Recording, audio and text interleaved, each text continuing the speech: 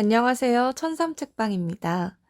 오늘 제가 읽어드릴 책은요, 강주원 작가님의 이러지도 저러지도 못하는 당신에게 라는 책입니다. 이 책은 제가 힘들었을 당시에 굉장히 도움을 많이 받았던 책이에요. 여러분도 도움이 되시길 바라며 그럼 시작하겠습니다. 선택 앞에서 주저하는 당신에게 한마디 조언. 그만둠 앞에서 고민하는 사람들에게 딱 한마디의 조언을 해줄 수 있다면 나는 이렇게 말해주고 싶다. 그만두거나 그만두지 않을 거면 그만큼 감수하거나. 터닝 포인트. 당신의 인생을 바꿨다거나 지금 당신을 있게 한 터닝 포인트가 있나요? 내가 과거에 사람들에게 많이 묻던 질문이다. 나는 무언가를 깨닫고 나서부터는 이 질문을 다시는 하지 않게 됐다. 그래서 누군가가 지금의 내게 이 질문을 하면 난 이렇게 대답한다. 저도 예전엔 그 질문 많이 했어요. 내게도 인생을 바꿀 만한 터닝포인트가 찾아오길 바랬죠. 하지만 제 인생을 바꿀 만한 단 하나의 사건은 존재하지 않는다는 걸 깨달았어요. 갑자기 인생을 확 바꿀 만한 터닝포인트는 없다는 걸 깨달았죠. 제가 했던 모든 선택, 과거에 작고 큰 선택들이 쌓이고 쌓여 현재라는 결과물이 생긴다는 걸 깨달았어요. 단 한 번의 선택이 아니라 수많은 선택이 얽히고 설켜 지금의 나라는 결과물이 만들어진 거죠. 아까 제가 터닝포인트가 없다고 말했나요? 정정할게요. 제 모든 선택의 순간이 제 삶의 터닝포인트라고 말씀드릴 수 있겠네요. 이렇게 말하면 사람들은 다소 실망할 표정을 짓는다. 아마 그들이 기대한 답은 아니었을 것이다. 나도 그들에게 만족스러운 답을 주고 싶지만 그럴 수 없다.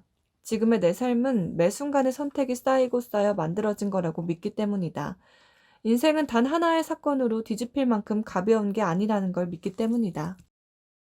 균형 잡기. 남들의 부러움을 사는 회사에 다닌 적이 있었다. 그건 남의 생각이고 난 매일 반복되는 일상에서 오는 권태로움을 견딜 수가 없었다. 아침 일찍 마주하는 지옥철, 아침부터 들려오는 선배들의 잔소리, 똑같은 업무, 똑같은 사람. 매일 똑같은 일상이 반복됐다. 권태로움이 극에 달했을 때 난 회사를 그만뒀다. 회사를 그만두고 내가 하고 싶은 일을 했다. 사람들을 만나 그들의 고민과 내 고민을 나눴다. 그게 내가 하고 싶은 일이었다. 세상 행복했다. 하지만 행복과는 별개로 불안이 찾아왔다. 줄어가는 통장 잔고를 바라보며 다음 달 월세를 걱정하며 불안은 점점 커졌다. 불안이 극에 달했을 때 나는 다시 회사로 들어갔다. 또다시 권태를 택한 것이다. 권태로운 사람들은 그 상황을 벗어나고자 한다. 하지만 다음에 찾아올 불안은 생각하지 않는다. 반대로 불안을 벗어나고자 하는 사람들은 이후에 찾아올 권태로움을 생각하지 않는다. 권태를 끝낸다고 마냥 행복이 찾아오는 건 아니라는 것. 자신이 가지고 있는 불안을 해소한다고 마냥 즐겁지 않을 거라는 것. 우린 항상 권태와 불안 사이를 왔다 갔다 하며 둘 사이에 어느 지점에 서 있을 수밖에 없는 존재라는 것. 그래서 중요한 건 그 사이에서 균형을 잃지 않고 나아가는 것이라는 말을 하고 싶었다. 다른 속도로 걷고 있는 당신에게. 늦었지만 늦지 않았던. 고등학교 때 나와 항상 같이 하교하던 친구가 있었다. 워낙 입담이 좋아 나를 항상 웃게 만드는 친구였다. 그런데 어느 날 갑자기 친구가 이렇게 말했다. 나 연기 배워보려고. 진심인지 농담인지 몰라 당황하는 내게 친구는 연기와 관련된 과를 갈 거라고 말했다. 농담은 아닌 듯 했지만 수능이 몇 달 남지 않은 시점이었다. 나는 할 수 있을 거란 말 대신 열심히 해보란 말밖에 할 수가 없었다. 친구는 뒤늦게 연기 학원에 다니더니 놀랍게도 연기 전공으로 대학에 입학했다.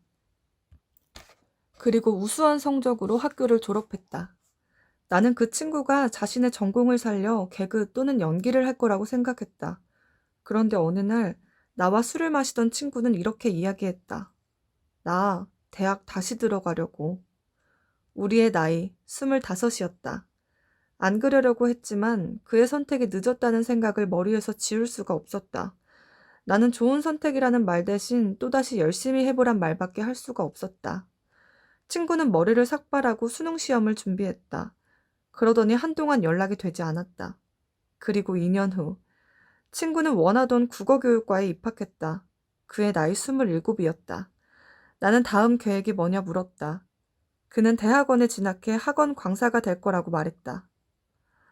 이제는 친구의 말을 의심할 수 없었다. 할 수 있을 거란 생각이 들었다. 몇 년 뒤 실제로 그는 대학을 졸업하고 학원 강사가 됐다. 시간이 지나고 보니 알게 모르게 나도 그의 영향을 꽤 받았던 것 같다. 나이를 상관하지 않고 연기를 꿈꾸고 대학 입학을 꿈꾸고 학원 강사를 꿈꾸던 친구.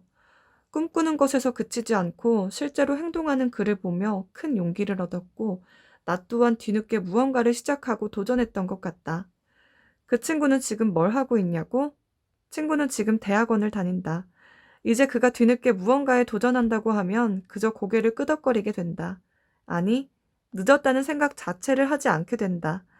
그의 도전을 지켜보면서 도전은 속도가 중요하지 않다는 걸 깨달았기 때문이다. 새로운 선택, 새로운 삶을 시작한다는 선택엔 나이가 중요하지 않다는 걸 깨달았기 때문이다. 눈길을 돌려.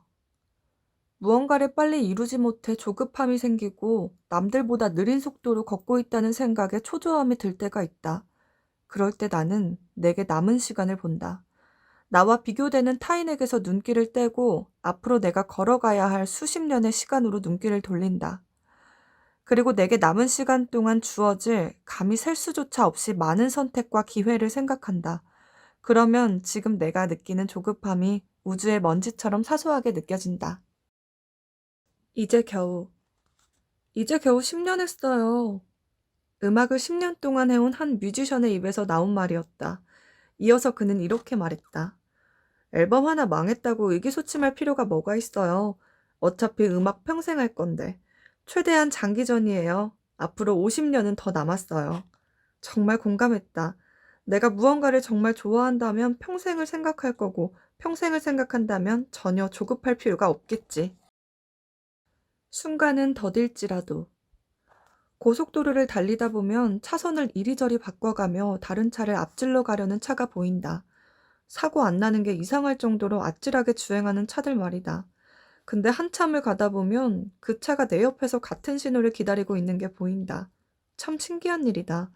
그 사람의 운전하는 태도만 보면 나보다 훨씬 앞에 있어야 하는데 내 옆에 있으니 말이다.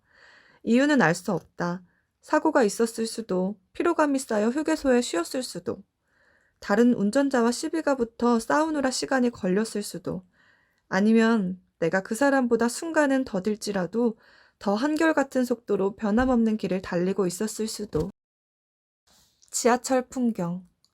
무기력하게 지하철을 타고 가다가 맞은편의 사람들을 빤히 쳐다봤다. 한 아주머니는 시장에서 일이 끝나셨는지 남은 과일들이 장바구니에 잔뜩 담겨 있었다. 옆에 있는 학생은 시험 공부를 하는지 이어폰을 끼고 뚫어지게 책을 쳐다보고 있었다. 맨 끝에 앉은 남자는 퇴근을 한 직장인이었는지 피로에 쩔어 꾸벅꾸벅 졸고 있었다. 그리고 그들의 맞은편에 앉은 나는 퇴사하고 앞으로 무얼 해야 하나, 난 잘 가고 있는 걸까 고민하고 있었다. 문득 지하철의 풍경을 보며 그런 생각이 들었다. 다 살아가는구나. 나도 어떻게든 살아가겠지. 그래, 고민 없는 사람이 어디 있겠어. 다들 각자의 삶을 살아가는 거지. 각자의 삶에서 불안과 고민을 떠안고 최선을 다해 살아가는 거지. 관계 때문에 흔들리는 당신에게. 복수보다 보답. 꼭 성공해서 내 이상을 무시했던 사람들에게 당당히 보여줘야겠다는 생각보다 지금 당장 보여줄 건 아무것도 없지만 내 이상을 믿어주고 함께 바라봐주는 사람들에게 보답해야겠다는 생각으로 살아가는 게 더 크고 긍정적인 힘을 주는 것 같다. 연극은 끝난다. 가까워지고 싶은 상대를 만나면 우리는 애써 감정을 숨기게 된다. 힘든 일이 있어도 괜찮은 척하고 슬픈 날에도 웃으려 노력하고 우울한 날에도 애써 밝은 척하게 된다. 상대에게 힘들고 슬프고 우울한 내 모습을 보여주기 싫어서다. 그런 모습을 보여주면 상대가 떠나갈까 두려워서다. 그런데 그런 모습을 보여준다고 해서 떠나갈 사람이라면 당신이 아무리 좋은 모습만 보여준다고 한들 끝까지 곁에 남지 않을 것이다. 그리고 그 사람과 잠깐 만나고 헤어질 게 아니라면 언젠가는 자신의 본 모습과 감정을 드러낼 수밖에 없다. 평생 상대를 위해 자신의 감정을 숨기며 살 수는 없다는 말이다. 유희열이 한 라디오 방송에서 이렇게 말했다. 그 사람과 있을 때 가장 나다워지는 사람과 결혼하세요. 나의 모습을 그대로 보여줄 수 있고 그런 모습을 사랑해주는 사람을 만나세요. 연극은 언젠간 끝나기 마련입니다. 그래, 연극은 언젠간 끝나기 마련이다. 애써 감정을 숨겨야 하는 사람이 아니라 솔직히 표현하는 내 감정을 받아줄 수 있는 사람을 만나야 한다. 질투. 당신을 질투하고 헐뜯는 사람들의 속을 자세히 들여다보면 사실 그들이 싫어하는 건 당신이 아니라 자기 자신이다. 자기 자신에게는 없고 당신에게만 있는 그 무언가를 내심 부러워하며 그런 능력이 없는 자기 자신을 미워하는 마음에 당신을 질투하는 것이다. 네, 제가 준비한 내용은 여기까지예요. 이 책을 처음부터 순서대로 읽어드린 것이 아니라 챕터별로 제가 읽으면서 공감됐던 부분들을 골라서 읽어드렸어요.